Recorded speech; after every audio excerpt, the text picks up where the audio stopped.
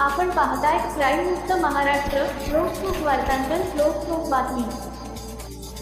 महाराष्ट्र शासनाच्या पर्यावरण विभागाने पर्यावरण संरक्षण कायदा 1986 आणि पुणे शहरातील पोलीस उप-आयुक्त विशेष शाखा यांच्या आदेशानुसार पुणे शहर आयुक्तालयात 4 जानेवारी 2025 ते 2 फेब्रुवारी 2025 या कालावधीत पक्षी तसेच इतर कोणत्याही व्यक्तीला दुखापत होऊ नये यासाठी प्लास्टिक सिंथेटिक मांजा साठवणे, वापरणे आणि विक्री करणे यावर मनाई आदेश जारी केले आहेत. त्यानुषंगाने बिबवेवाडी परिसरात प्रतिबंधित चायनीज मांजाची विक्री करणाऱ्या व्यक्तीवर पोलिसांनी कारवाई करून 50 रेळ मांजाचा साठा जप्त केला आहे. या प्रकरणी पृथ्वीराज राजेश मस्के वय 23 वर्षे राहणार सिद्धार्थनगर जुन्या बस स्टॉपच्या मागे अप्पर बिबवेवाडी या व्यक्तीविरुद्ध गुन्हा दाखल करण्यात आला आहे.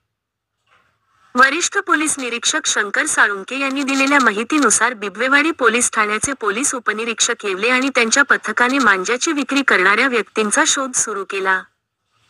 गुप्त माहितीच्या आधारे 5 जानेवारी रोजी दुपारी 1:15च्या सुमारास पोलीस अंमलदार सुमित ताकपेरे यांच्या नेतृत्वाखालील पथकाने चैत्रबन वसाहत पासलकर कमानीजवळील एका पडीक रूममध्ये छापा टाकला. कारवाई दरम्यान आरोपी पृथ्वीराज मस्के याच्याकडून विविध रंगांचे आणि प्लास्टिक नायलॉनचे 50 रेळ प्रतिबंधित मांजा जप्त करण्यात आले.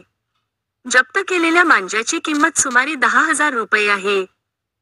आरोपीविरुद्ध बिबवेवाडी पोलीस ठाण्यात भारतीय न्याय संहितेच्या कलम 223-125 तसेच पर्यावरण संरक्षण कायदा 1986 च्या कलम 5 आणि 15 अंतर्गत गुन्हा नोंदवण्यात आला आहे. पुढील तपास बिबवेवाडी पोलीस करत आहेत.